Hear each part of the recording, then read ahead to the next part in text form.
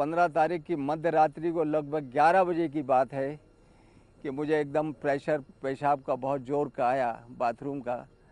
तो वो ट्रेन की दोनों तरफ जो बाथरूम्स रहते हैं बहुत ज़्यादा उसमें भीड़ थी और नीचे महिलाएं भी कुछ अस्त व्यस्त लेटी थी, तो मेरा कुछ हृदय गवारा नहीं किया। तो बार बार ट्रेन आउटर सिग्नल पर रुक रही थी। तो मैं आउटर सिग्नल पर ट्रेन जब रुकी, कुल रेलवे स्टेशन जंक्शन के पूर्व आउटर सिग्नल पर जब ट्रेन रुकी, तो मैं एकदम जैसे रुकते के साथ ही मैंने सिग्नल देखा, लाल सिग्नल था, उतर के मैं बाथरूम करने के लिए चला गया। बाथरूम करना प्रारंभ किया था, अचानक ही मैंने पीछे मुड़ के देखा तो ट्रेन जो है अपनी गति पकड़ के स्टार्ट हो चुकी थी और मैं एकदम से अपने आप को संयत करके पीछे की ओर भागा। तब तक ट्रेन बहुत ज़्यादा गति पकड़ चुकी थी, फिर भी सामान भी मेरा उसी में रखा था। बहरहाल मैंने एकदम से अपनी ट्रेनिंग के मुताबिक डंडा पकड़ के जंप लेकर के बोर्ड करना चाहा उस तीव्र गति की ट्रेन में। तो मैं नीचे गिट्टियों में पैर फिसल जाने से, जंप न मिलने से मैं उससे झूल गया डंडे से और लटकता रहा चला गया और पैर घिसटते चले गए और मैं गिर पड़ा।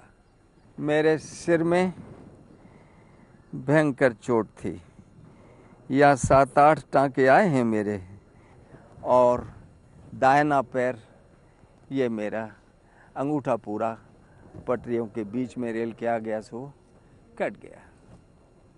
तो मैं समझा कि बस अब तो अंत समय आ गया। जो भी है, मैंने कहा अब मेरे को अपने गुरुदेव की याद आई और ओम गुरु ओम, ओम शिव ओम, ओम हरि ओम का स्मरण में थोड़ा उच्चारण के साथ जोर से करने लग गया। मैंने कहा अब रात का बियाबान जंगल, कोई भी श्वास अवरुद्ध हो जाएगी, ब्लड हेमरेज की वजह से अंत हो ही जाना है। पता नहीं कहाँ से अचानक 2 आदमी आ गए। उन्होंने परस्पर बातचीत की कि वो एक ट्रेन उधर से आने वाली है जो रेलवे स्टेशन कुल की ओर जाएगी, कलकत्ता की ओर जाएगी। तो बोले उस ट्रेन को अपन यहाँ रुकवा लेंगे। अचानक मैंने भी मुड़ के देखा, ट्रेन आ रही थी और ट्रेन रुक गई और ऐसी रुकी कि बस इंजन क्रॉस किया और डिब्बा सामने। बस वो उन्होंने दोनों ने कहीं ड्राइवर को इशारा दिया। अब वो ड्राइवर ने बुलाया, गार्ड गाड़ी में चल रहा था, उस गार्ड को उतरवाया, सवारियों को उतरवाया और वो दोनों ने मेरे को सहारा दे के गाड़ी में चढ़वाया। मैंने ड्राइवर से पूछा, मैंने कहा भैया बर्थ तो तुमने खाली करा के लेटा दिया, जिन्होंने मुझे सहयोग दिया ज़रा मैं उनको धन्यवाद के 2 शब्द दे दूँ, उन्हें ज़रा बुला दो। बोले सर वो तो चले गए। तो मैंने कहा आप जानते हो कि वो कौन थे? बोले साहब मैं भी नहीं जानता। तो मैंने कहा आप भी नहीं जानते तो गाड़ी आपने कैसे रोक दिया? बोले साहब ये भी मैं अचंभित हूँ कि गाड़ी रुक गई। बड़ा अच्छा हुआ कि आप ऐसे इंजर्ड हो गए थे, घटना हो गई थी तो आपको ले आए।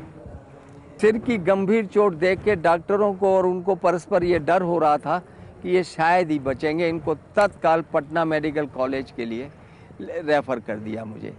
वहाँ पर मेरे सब फर्स्ट एड, पैर में टाँके, अंगूठा मेरा कट चुका था, वो ये सब टाँके लगे।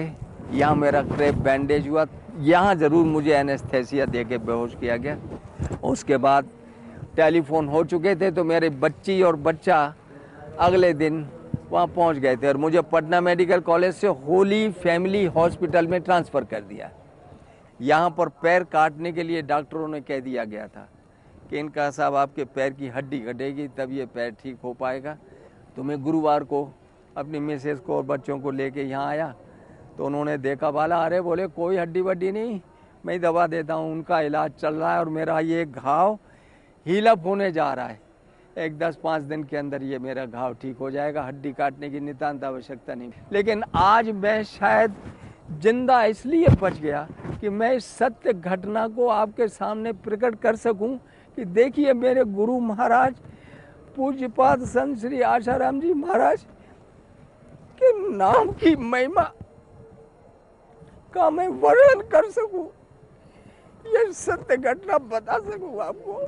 शायद मैं इसलिए जिंदा बच गया, वरना तो कोई चांस ही नहीं था। डॉक्टर्स आपस में पटना मेडिकल कॉलेज में आशंकित कर रहे थे। 4 दिन तक उन्होंने मुझे ऑब्जर्वेशन में रखा।